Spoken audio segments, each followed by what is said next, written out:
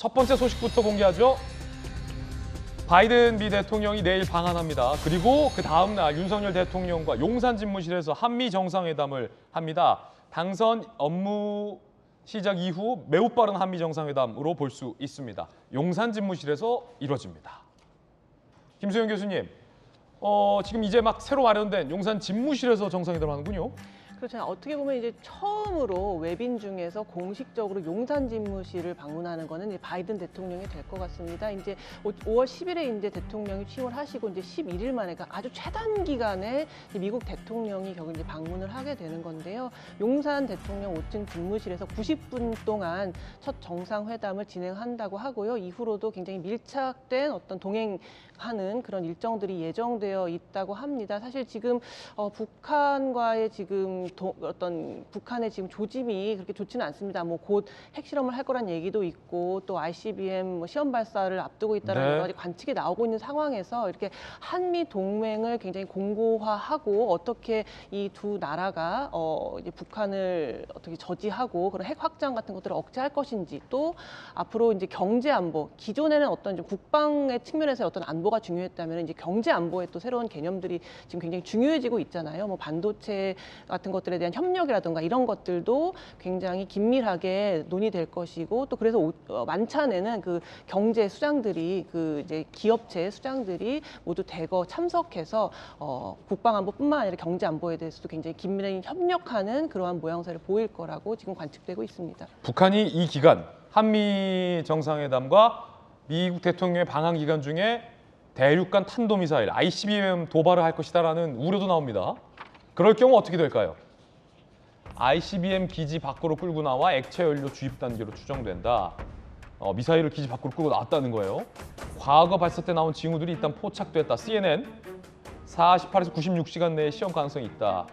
김태효 실장 1차장 바이든 대통령 방한 중에 도발할 경우 기존 일정을 변경하더라도 즉시 한미연합 방위태세 지휘 시스템 들어가도록 플랜 B를 마련해 놓은 상태다. 그러니까 미국 대통령과 한국 대통령, 한미 정상이 함께 연합방위태세 지휘 시스템 지휘를 한다. 북한의 ICBM 미사일 도발에 대해서 현장 지휘를 한다. 그렇게 되면 김수영 교수님, 북한이 도발해봤자 실익이 없겠네요. 오히려 더 한미 좋은 꼴. 북한 입장에서 볼 땐. 저도 그래서 뭐 핵실험은 안 할 것 같은데 이제 ICBM 시험 발사를 할 거냐 안 할 거냐가 지금 좀 관심사인 것 같습니다. 근데 저도 좀 안 하지 않을까라는 생각을 하는 게 만약에 시험 발사를 하게 되면은 한미가 연합해서 얼마나 강하게 동맹으로 이 북한에 대해서 대응할 것인지를 전 세계에 보여주는 어떤 계기가 될 것이기 때문에 북한의 입장에서도 굳이 그러한 모양새를 내가 스스로 만들어줄 필요가 있을까라는 계산을 할 것 같아요. 그래서 제 생각에는 물론 여러 가지 그런 도발의 위험성은 있지만 바이든 대통령이 방문하는 그 기간 동안 어떤 시험 발사를 통해서 한미의 동맹을 더욱 공고하게 만드는 그러한 계기를 제공하지는 않지 않을까 저도 그렇게 관측해 봅니다. 그렇군요. 전재호 의원님, 용산 집무실에 정상회담할 공간은 충분합니까? 보니까 굉장히 좀 심플하고 굉장히 간소하게 집무실을 지금 꾸몄잖아요. 뭐 그렇다고 하더라도 예. 어느 정도의 시설은 마련이 돼 있는 걸로 생각합니다. 그리고 이제 그 한미 또 정상회담이 또 그 취임하고 나서 정말 그 열흘 정도 이제 지난 다음에 되는 것이기 때문에 굉장히 큰 의미가 있다고 생각하고요. 이제 아까 그 나온 것처럼 그 윤석열 대통령이 당선 그 후보 시절부터 이제 강조했던 게 경제 안보입니다. 그래서 안보뿐만 아니라 어떤 그런 뭐 자원이나 아니면 뭐 기술적인 어떤 동맹 관계 이런 것이 이제 안보와 같이 결합돼야 된다.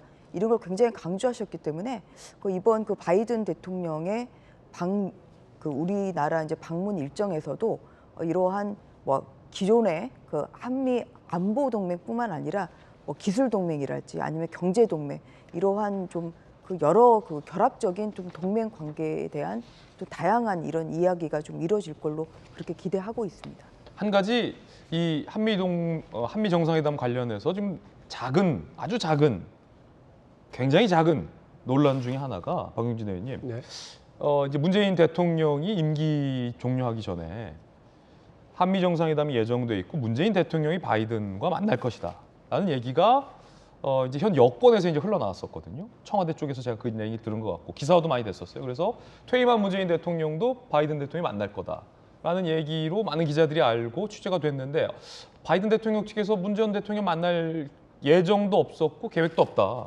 지금 이렇게 나와서 뭐 윤건영 의원 같은 경우는 문재인 대통령 가만히 있었고 바이든 측에서 먼저 보자고 연락 온 건 사실이다. 그래서 약간 진실공방 양상도 지금 벌어지고 있어요. 어떻게 된 겁니까?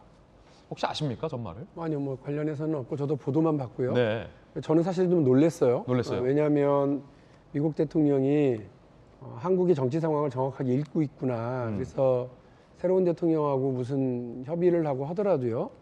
사실은 국회에서 인준해야 되는 사항들이 있으면 그것과 관련해서 민주당과의 어떤 소통과 이런 부분들도 하려고 하는데 사실 이번에 제가 제일 걱정하고 있는 건 그 쿼드에 참여할 건지 말 건지를 직접적으로 요구하게 되면 거기 덜컥 좋죠 뭐 이러고 참여해버리면 그 두고두고 큰일일 거거든요. 그래서 윤석열 대통령이나 이제 현 정부가 그 부분에 대해서 좀 신중하게 접근하기를 좀 바라고요.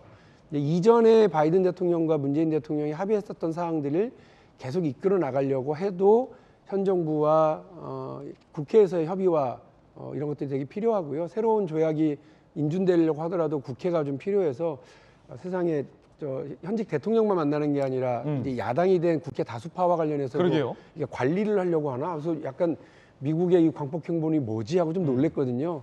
오히려 저는 역으로 미국 대통령 올 때 우리 대통령이 야당 대표하고 어떤 현안을 논의할 거고 어떻게 좀 내 입장을 좀 가져가려고 그러는데 좀 설명하고 사전 사후에 설명하고 협의하는 게 뭐 독일이 통일 전에 그랬고요.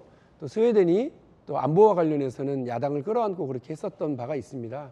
저희도 좀 그런 문화가 좀 만들어져서 오히려 미국의 이익을 우리 내부에서 관철되는 게 아니라 우리의 이익이 여야를 뛰어넘어서 관철될 수 있도록 예. 그렇게 좀 정부를 이끌어갔으면 하는 바람입니다. 한미 정상회담 소식 짚어드렸습니다.